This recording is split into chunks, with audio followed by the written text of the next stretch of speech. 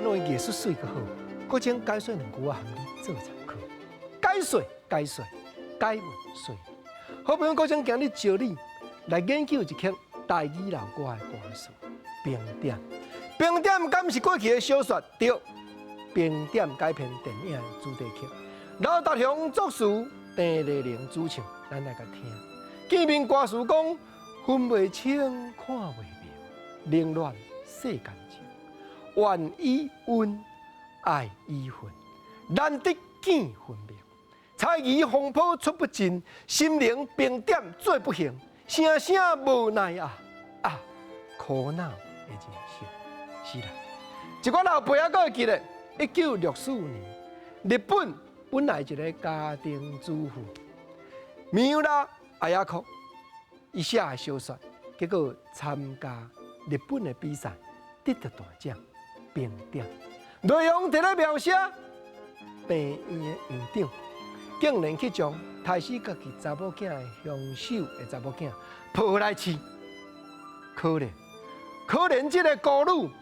杨氏外，到底是人情人，还是讲是冤仇人？所以当时造成社会大轰动，原来有人翻译做汉文，谈台湾小说真有效。毋则经过2档改编做电影，新奇先生导演。当时电影的主题歌就是名作词家刘达雄作词，陈丽玲主唱。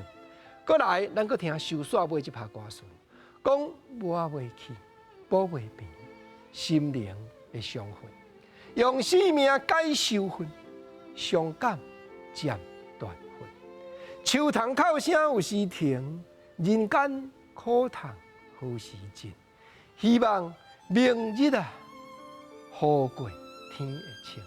是啦，头拄国正伫咧讲小说内底即个女主角要行东要往西，人生难得选择的时阵，到落尾只有是行地路。所以当时除了讲电影主题曲或者冰点以外，刘达雄先生另外写一条插曲，同款陈丽玲主唱或者杨子断肠曲。讲来到这，国正啊，招你体会歌词内底文学艺术的价值。